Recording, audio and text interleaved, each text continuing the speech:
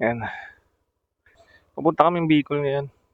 Kailangan namin maaga-aga kasi may mga bayan-bayan na dadaanan na traffic na. Medyo na-late na nga kami, dapat 3:00 talaga kami. Ang daan kasi namin nito is hindi na kami magsa-San Pablo. Yung mga Los Baños na yung dadaanan namin, to Nagcarlan, mga ganun. Mga pang energy, no? Sarap matulog eh. May energy cup pa eh. Yung Bicol naman na pupuntahan namin eh, hindi kalayuan. Bandang bungad lang, Kamsur. Mga 400 kilometers lang naman. Almost 10 hours. Average speed. Kaya umalis kami 3:50. Siguro makakarating kami mga tanghalian. Depende na lang din kasi syempre maraming hinto eh. Kakain, ihi, panay CR break pa naman tong kasama ko. Dito na tayo dumaan kasi dalawa yung pwedeng daanan eh. Yung Talisay Tanawan or dito, ganyan to Los Baños.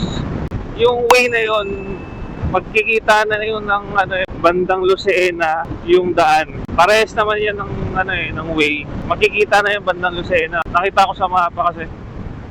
Focus lang muna ako sa drive ha. Teka. Bandang Binyan na tayo. Pero dire-diretso na lang din to. Papuntang Calamba. Maraming daanan papunta doon eh. Siyempre, doon tayo sa hindi liblib para safe. Total, madaling araw naman. Dito na tayo sa mga bayan-bayan. Diba? Para epas tayo.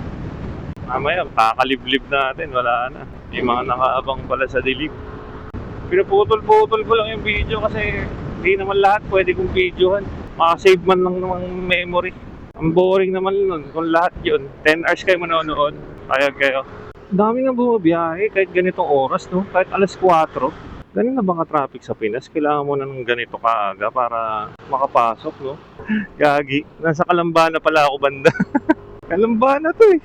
Di ba? Mabilis din naman. Wag lang talaga matraffic eh. Mabilis lang ang Calamba hanggang Binyan. Ayun o, Calamba na. SM Calamba. Parang kailangan ko na dito mag-Waze Ay, Maps pala gamit ko. Kasi may offline eh. Ito na yung famous street ng after ng Los Baños by Nagcarlan, parang ganun eh.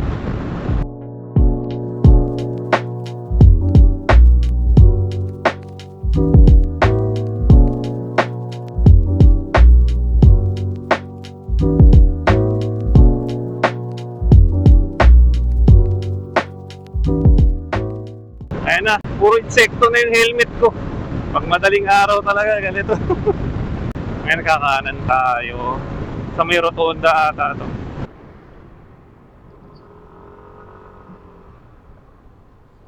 Pinakamahabang biyahe namin to eh. As in yung hindi kami pahinto-hinto. I mean, kasi dun sa Bacolod, mahaba naman yun. Pero pasakay-sakay kasi kami. Parang 4 hours ang biyahe namin eh. Mindoro, Panay Island, 4 hours ang biyahe. Eto, 10 hours straight. Wiwi lang pahinga. Ganda ng kalsada dito. Ang peaceful. Sarap pag-ride. Nakangiti ako ngayon sa helmet ko. Lalo na mamaya, ang gaganda ng view mamaya. Kaya tinitipid ko yung battery at saka yung memory. Sarap ng kalsada na to Hindi ko alam kung ngayon ko lang ba nadaanan to o ngayon ko lang nadaanan ng gabi. Ganda ng kalsada na to.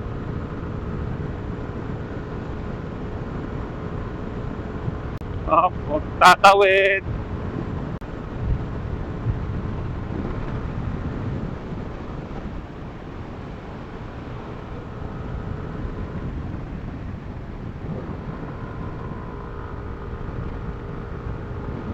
Hill lang siya eh.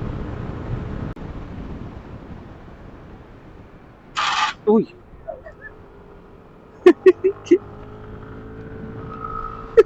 Sorry. Hindi, lang yan. Stand lang yun. Hindi ko na malayan. Napasarap.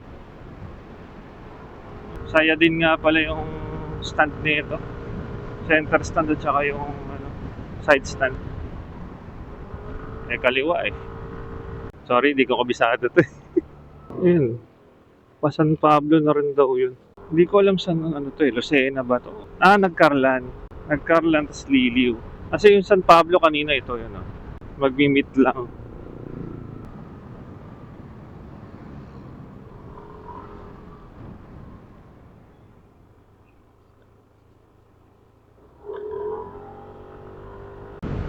Dito na yung sa may High Falls eh. Natandaan ko dito kami dumaan nung may High Falls. Ayun, mga April din. Isang taon na. Yan, papunta na may High. Yan. Yan, yung kanan na yan. Ay, dami macho. Dami nila. Kung sabihin hanggang dun yun sa may zigzag. Ba nun. Wow, good morning na talaga. Good morning mga idol. Maaga na mga idol. Kami ay may 8 hours pa. Bypass ulit. Going to Bicol. Let's go. Yung ibang mga dinadaanan, ngayon ko lang nadadaanan talaga. Ang dami na palang mga bypass dito. So syempre pag umuwi kami ng ang dinadaan namin yung Lucena na eh. San Pablo, Lucena. Kaya madalas dinadaanan ko. Pagpa-uwi na ng probinsya. Probinsya namin sa Leyte. Kaya ito, medyo bago sa akin to. Ang dami ng bypass. Ayun na, saan na to? Hindi ko na alam.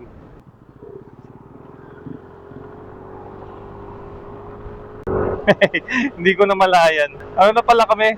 Bitokang manok. Videoan natin to.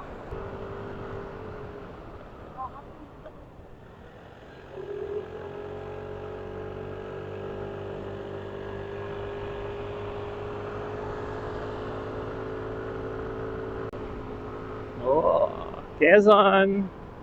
Parating din kami. Thank you. Dapat umito pala tayo dun ah.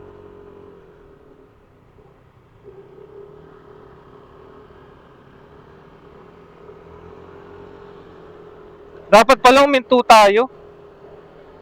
Wala tayong picture. Pwede kaya uminto? Bawal. Bawal. Kaya mo na. Pwede na yun, no? Picture.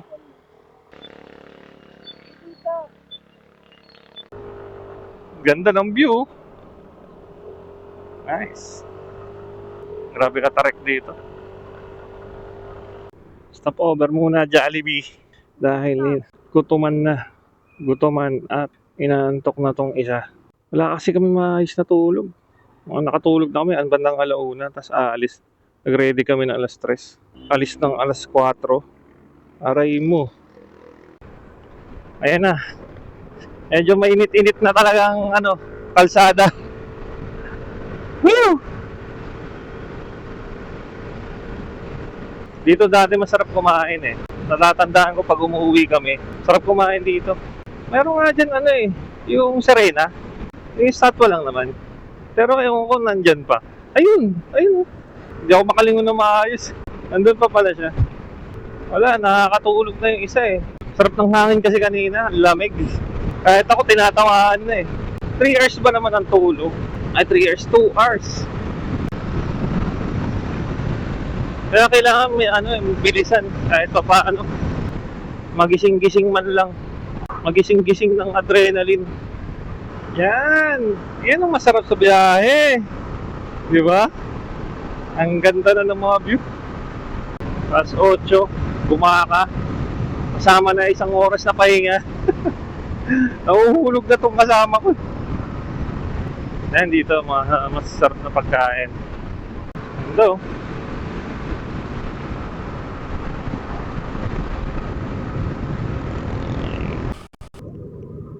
Sabi, baliwala lang sa kanila yung lubak eh. Yan talaga yung pwede dito. Baliwala lang yung yung lubak. Tinawanan lang lahat eh. Tibay ng mga lokal dito. Walang lubak-lubak.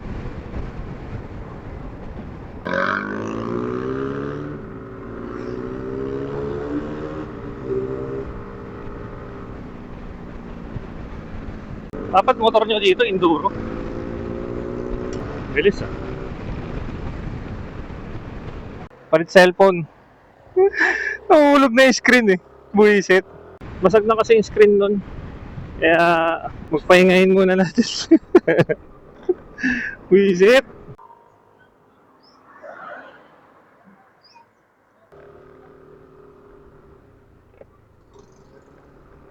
Parang mas malubak pa kanina sa may Quezon. Medyo marami na naayos dito sa Andaya eh. Itong bypass na to. Grabe mga lubak dito. Siguro bandang dulo. Alam mo, grabe ang lubak dito eh. Hagdan pala yan yung kanina eh. Hindi ko na na-videoan. Kasi pag bumitaw ako, ay, talaga. Ayan na, ayan na, ayan na, sabi ko. Grabe ang Quezon at saka Bicol. Full of surprises. Kung hindi lang maganda yung lugar na to. Dami kasi magaganda dito. Dito ka lang talaga mapapasigaw. Kala mo nasa rides ka eh. Magugulat ka talaga. Ang bagal mo na nga, nagugulat ka pa rin. Pag masyado naman kami mabagal, ayan na, ayan na, ayan na, ayan na. Hagdan. Medyo ano rin eh, mapapangiwi ka rin eh. Buti hindi malalalim talaga. Kaya kayang-kaya pa. Kasi hindi mo ma-overtaken to. Strict na yung araw. Aray mo. Buti hindi tayo nasasadlak ng malala. Makikita natin kahit pa paano. Kaya, diretso. Let's go. Thank you. Ayoko lang mangyari yung masadlak ako ng matindi. Yung bang magiging trauma mo siya sa buong biyahe mo. Nagiging bangungot sa biyahe mo. Yung mapapaisip ka, sana hindi mo na lang ginawa. Gumanda din. May maganda pala yung part dito. Oh? May magandang part eh. Oh.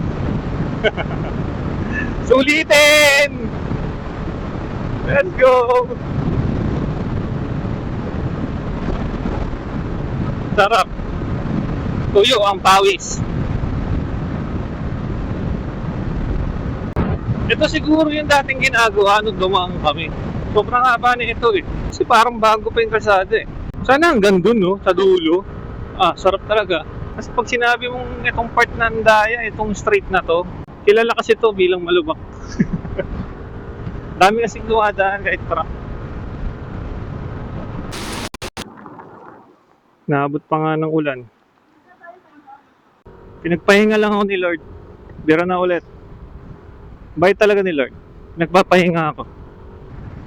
Kaso basa na talaga ang kalsada. Hindi mo na makita talaga yung mga malalalim na lubak. Tapos biglang araw na. Binasalang kami. Nakagising tuloy. Ang lamig.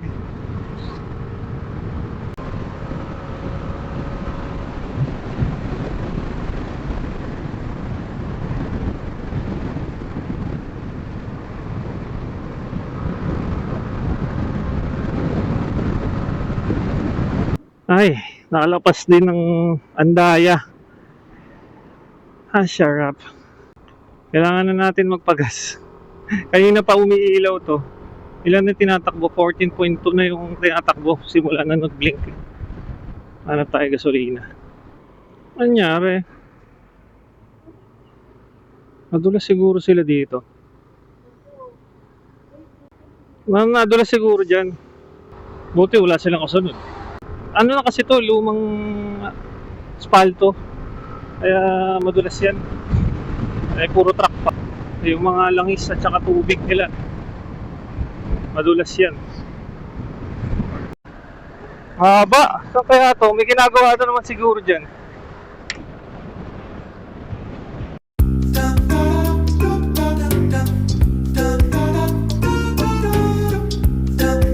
Ayan, naka-special lane kami tuloy. May ginagawa nga ayan oh.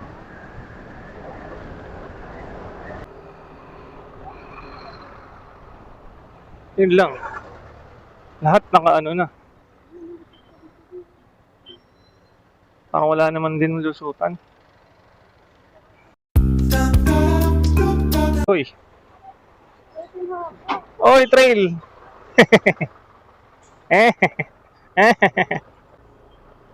Grabe na traffic dito.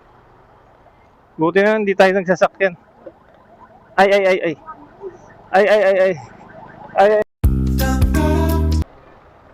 May ginagawa lang talaga. Ayun, oh, isang haba. Isang haba eh. Wala, sadyang puro truck lang talaga. Puro truck, tapos may ginagawa. Damn. Papunta na ng ano to eh. Naga. Ay, sana. Kaya yung mga uuwi ng Bicol ngayon, be cool. Kasi ang haba ng na traffic na to. Ganda. Sarap dito. Kahit mag-chill lang, okay lang. Ito, papunta na ng Goa to. Saglit na lang to. Konting taste na lang. Alam mo, kamukha niya talaga yung Mayon. Pero syempre, mas perfect pa yung Mayon. Konti na lang. 12 kilometers na lang. Oh my golly, wow. Galing ah. Pagbigyan na natin, malapit na kami. Madidisgrasya pa kami. Oh, malapit na sa Karamuan. Pekta na to. Dito pala daan ng Karamuan. Ganda din. Welcome to the town of Goa.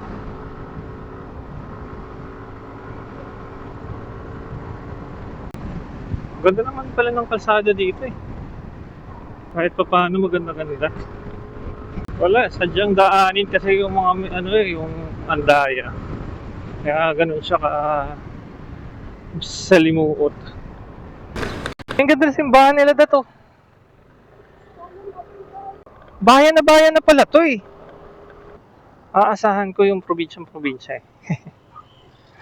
Pero okay din. May iba lang ano, mas fresh naman yung hangin dito kaysa naman sa Manila. Kahit Cavite eh. Nakarating kami ng wala pang alauna.